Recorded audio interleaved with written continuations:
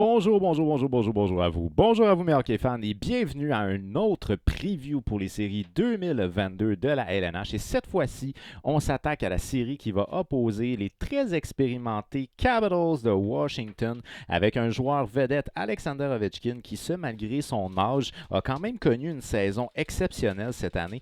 Le vieux routier, mais joueur légendaire de la LNH, a réussi à totaliser rien de moins que 50 buts. Quelle saison exceptionnelle pour Alexander Ovechkin. Ceci étant dit, les Capitals ont eu leur haut et leur bas et ça, malheureusement, c'est quelque chose qui a impacté au niveau des rendements de l'organisation au cours de la saison régulière. On pense entre autres au gardien de but Samsonov qui n'a pas nécessairement été à la hauteur de ce qu'on aurait voulu. Et on aurait bien aimé avoir un gars comme Manta qui aurait été dans le top là, des pointeurs dans l'organisation des Capitals de Washington. Ceci étant dit, ça a été quand même, dans l'ensemble, une saison qui a été quand même une bonne saison, puisqu'on a réussi à atteindre le plateau des 100 points. Alors ça, c'est un fait très particulier qu'on a au niveau de la conférence de l'Est, c'est que toutes les organisations qui participent aux séries cette année ont 100 points ou plus. Voilà. Alors, de l'autre côté, eh bien, on n'a rien de moins que les champions de la saison régulière, El Presidente Champion, les récipiendaires du trophée président, les Panthers de la Floride, qui eux ont connu vraiment une très très bonne saison cette année. Les Panthers de la Floride ont décidé d'y aller avec des gros moves dès la saison morte. On a un gars, entre autres, mettons, Holmquist, je ne sais pas si vous vous en souvenez, Patrick Holmquist, quand il avait quitté Pittsburgh, là, il avait pitché ses affaires dans la rue et tout ça. Mais dans son cas, à lui, c'est un joueur qui est intéressant en série. Donc, c'est un gars qu'on pourrait voir ressortir, même s'il n'est pas dans notre top 5, qu'on pourrait voir ressortir en séries éliminatoires. Sinon, ils ont mis la main aussi sur un joueur que moi, j'estimais vraiment beaucoup chez les Sabres de Buffalo, qui est Sam Reinhart. Sam Reinhart, honnêtement, il était capable de faire un peu tout bien avec les Sabres. Et ça, c'est quelque chose que j'appréciais beaucoup. Et là, avec les Panthers de la Floride, il vient de connaître la meilleure saison de sa carrière. La meilleure saison de sa carrière était autour de 65 points, 82 points. Donc, on a eu des joueurs qui ont connu des très, très bonnes carrières, dont entre autres deux Québécois qui ont connu des très bonnes carrières en Floride, situés à Sunrise, juste à côté de Fort Lauderdale, où les Québécois aiment bien prendre leurs vacances. On se retrouve un peu chez soi. Alors, on a deux Québécois qui ont connu des très très bonnes saisons. On va commencer avec Anthony Duclair, entre autres. Anthony Duclair, qui 58 points en 74 matchs, a quand même réussi, d'après moi, à trouver là, sa place au sein de cette organisation-là. 31 buts pour le Québécois, et ça, franchement, toutes mes félicitations. Et que dire de Jonathan Rickard Man, record man. Il a battu un record pour ce qui est de la position de ailier gauche au niveau de la Ligue nationale et il a battu des records pour ce qui est de la production offensive chez les Panthers de la Floride, donc dans l'histoire de l'organisation. Une saison là, en or pour Jonathan Huberdeau, inoubliable, inoubliable. Donc, de manière générale, les Panthers de la Floride cette année, c'est 58 victoires. Très, très bon. 18 défaites, 6 défaites en prolongation pour un total de 112 points. Écoute, 58 victoires pour 24 défaites. Boom! Du côté des Capitals de Washington, c'est 44 victoires, 26 défaites et 12 défaites en prolongation, donc 44 victoires pour 38 défaites, un total de 100 points, donc quand même une bonne saison dans son ensemble, mais une saison extraordinaire pour les Panthers de la Floride cette année. Les Panthers de la Floride ont une moyenne de buts marqués par match de 4,11. Aïe, aïe, aïe, meilleure offensive de la Ligue nationale de hockey. Une moyenne de buts accordée à 2,95. Puis ça, c'est le point d'interrogation chez les Panthers. Le style de jeu défensif et les gardiens de but, malheureusement, ne sont pas toujours stables. Mais l'offensive est assurément une menace. Et là, je ne suis pas certain si Aaron Ekblad va être là pour le match numéro 1, mais il est pressenti comme étant là pour le match numéro 1. Puis ça serait vraiment un très, très, très, très bon retour pour l'organisation des Panthers de la Floride d'avoir Aaron Ekblad dans la formation partante. 2,95, c'est la moyenne de buts encaissés, ce qui est quand même bien. Du côté des Capitals de Washington, 3,29 en termes de moyenne de buts marqués et 2,95 en termes de moyenne de buts encaissés. On est plus dans les standards de la LNH, autant au niveau des buts encaissés qu'au niveau des buts marqués à 3,29. 4,11, les Panthers sont vraiment en avance, le point. Un avantage numérique chez les Panthers à 24,4%. Ça représente le cinquième meilleur avantage numérique de la LNH et un avantage à étonnamment 18,8 pour les Capitals de Washington. Très, très, très déçu. Quand tu as des armes aussi puissantes pour ton avantage numérique que Alexander Ovechkin et John Carlson. Je m'attends à beaucoup mieux que ça. Alors, l'avantage numérique, plutôt décevant, et 80,4 en désavantage numérique du côté des Capitals, 79,5 pour les Panthers. Des deux côtés, on se tape pas la tête ces murs. C'est pas des désavantages exceptionnels ni d'un bord ni de l'autre. Puis c'est encore plus catastrophique parce que dans la dernière séquence de 10 matchs chez les Capitals de Washington, c'est 72% des avantages numériques. Ben, 72%. Ouch. L'avantage numérique à 12,8. Ouch. Ils n'ont pas connu une bonne fin de saison, les Capitals. Vraiment pas. Les Panthers de la Floride ont connu relativement une bonne fin de saison avec 7 victoires et 3 défaites. Ils ont accumulé un total de 14 points avec une possibilité de récolte de 70% des points qu'ils pouvaient aller chercher. Donc, ils ont joué pour 700. Ce qui est vraiment très bon, là, honnêtement. Là, c'est une très, très bonne séquence. Puis un avantage numérique à 27,6 pour la dernière séquence de 10 matchs. Une moyenne de buts comptés de 3,80, ce qui est quand même bon aussi, même si ce n'est pas 4,11.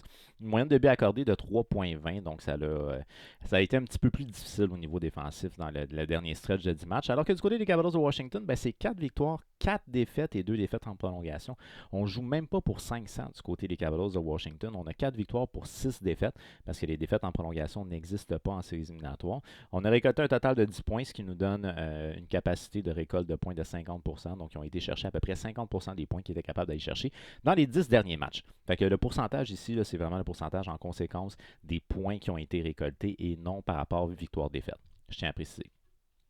Alors, du côté des Panthers de la Floride, on a bien entendu le meilleur marqueur qui a connu une saison exceptionnelle pour lui, un record à peu près à tous les niveaux. Jonathan Huberdeau, le Québécois en 80 matchs, il a 30 buts, 85 passes, 115 points. Rien de moins. Alors, Jonathan Huberdeau est en train de connaître la meilleure saison de sa carrière, puis c'est vraiment pas négligeable parce que c'est pas le seul dans cette équipe-là qui est capable de faire des points. Mais on voit qu'on a un gap assez important entre notre top 3 et le quatrième.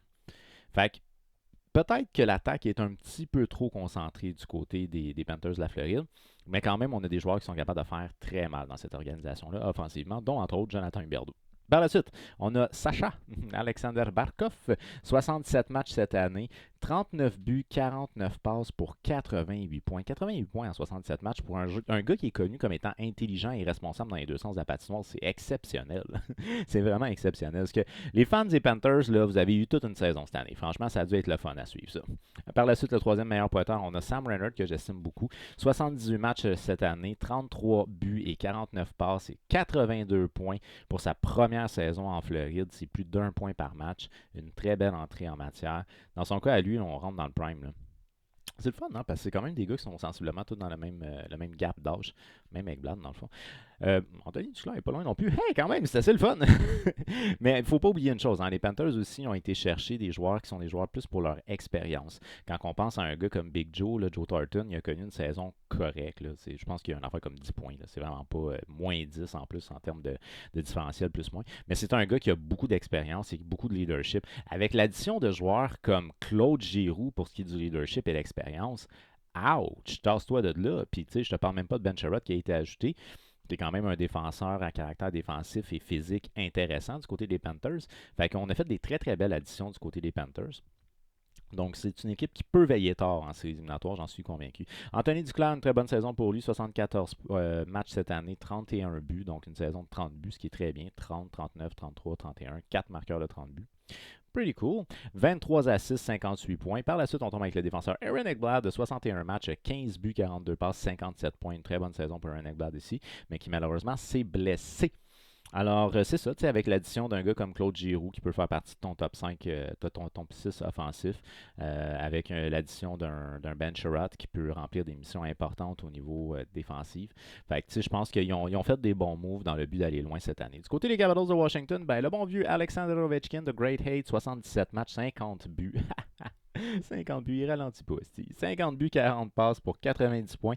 Le deuxième meilleur pointeur étant Evgeny Kuznetsov en 79 matchs, 24 buts, 54 passes pour 78 points. Quand même une bonne saison, près d'un point par match pour Kuznetsov.